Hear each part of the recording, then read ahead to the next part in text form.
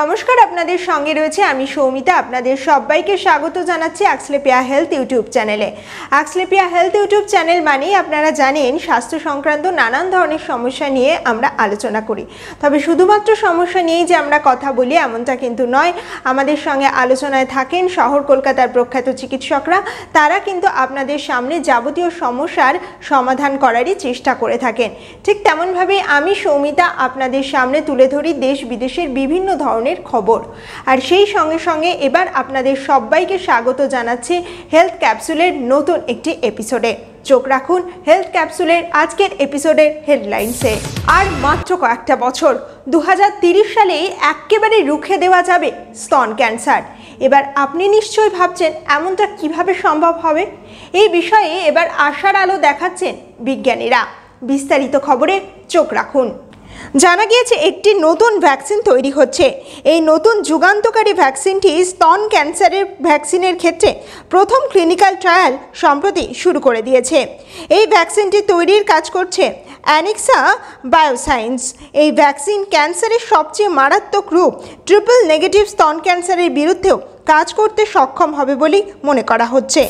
দীর্ঘদিন ধরেই কঠিন অসুখে ভুগছেন, কোনো রকমভাবে কুল কিনারা করে উঠতে পারছেন না কোন চিকিৎসককে দেখাবেন বা কী ওষুধ খাবেন সেই সম্পর্কে। তবে এবার সমস্ত চিন্তার অবসান ঘটতে চলেছে।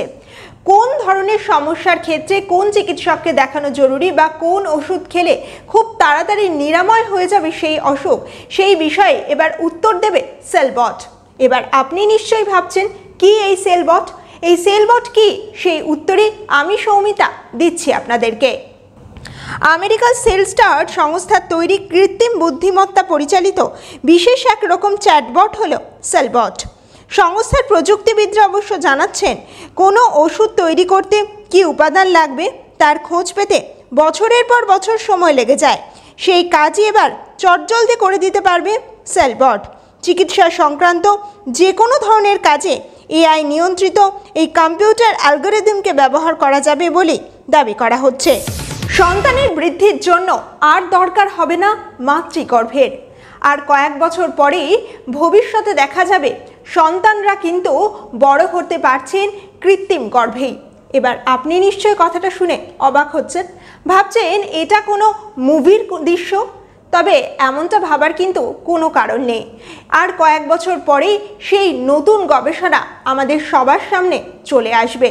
বিস্তারিত খবর আমি সৌমিতা জানাচ্ছি আপনাদেরকে।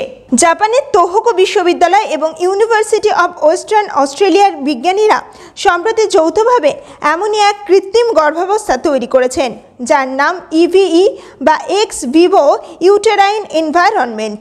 তাদের দাবি এটি কোনোভাবেই শিশু তৈরির প্রযুক্তি নয়, বরং সময়ের অনেক আগেই জন্ম নেওয়া প্রিম্যাচিওর বেবিদেরকে বাঁচিয়ে রাখাই এই প্রযুক্তির একমাত্র উদ্দেশ্য। ডিমেনশিয়ার কারণ খুঁজতে যখন চিকিৎসক মহল নানান ধরনের গবেষণা করে যাচ্ছেন, ঠিক তখনই প্রকাশ্যে এলো এক নয়া তথ্য। বিএমসি পাবলিক হেলথের গবেষণার মধ্য দিয়ে এই তথ্য দর্শকদের সামনে আমি তুলে ধরছি। জানা গিয়েছে যে কার্ডিও মেটাবলিক ডিজিজের সঙ্গে কিন্তু ডিমেনশিয়ার একটা গভীর সম্পর্ক রয়েছে। কিভাবে এই সম্পর্কটা তৈরি হচ্ছে সেই খবরই এবার জানাচ্ছি আপনাদেরকে। এক কথায় বলতে গেলে টাইপ 2 ডায়াবেটিস, হার্টের সমস্যা আছে যাদের ক্ষেত্রে, কিংবা যাদের স্ট্রোক হয়ে গিয়েছে তাদের ডিমেনশিয়ার আশঙ্কা অনেকটাই বেশি। চীনের গবেষক জুন লিও এবং সেই সঙ্গে সঙ্গে তার টিম ইউকে বায়োব্যাংকের প্রায় 2,68,000 মানুষের তথ্য বিশ্লেষণ করে এই ফল পেয়ে গিয়েছেন। পাশাপাশি শরীরের কিছু প্রদাহ এই রোগের ঝুঁকি বাড়াতে অনেকটাই সাহায্য করতে পারে বলেও গবেষকদের ধারণা। হাই ব্লাড প্রেশারের ওষুধ কখন খাবেন এবং কখন খাওয়া সেটা শরীরের পক্ষে সবচেয়ে বেশি কার্যকরী হবে, সকালে নাকি রাত্রিবেলায়? এই প্রশ্নটা অনেকের মনেই ঘুরপাক খেতে থাকে। তবে এবার চীনের প্রায় 15টি গবেষণাগারে একটি গবেষণা হয়েছে, আর সেই গবেষণাটা ওমান ট্রায়াল হিসেবে সারা বিশ্বে কিন্তু রীতিমতো সাড়া ফেলে দিয়েছে। সেই গবেষণা থেকে কি জানা যাচ্ছে, এবার সেই খবরটাই আমি সৌমিতা আপনাদের সামনে তুলে ধরছি। জানা গিয়েছে 720 জন প্রাপ্তবয়স্ক হাই ব্লাড প্রেশারের রোগীরা এই গবেষণায় অংশগ্রহণ করেছেন। তাদেরকে দুটি দলে ভাগ করে নেওয়া হয়েছিল।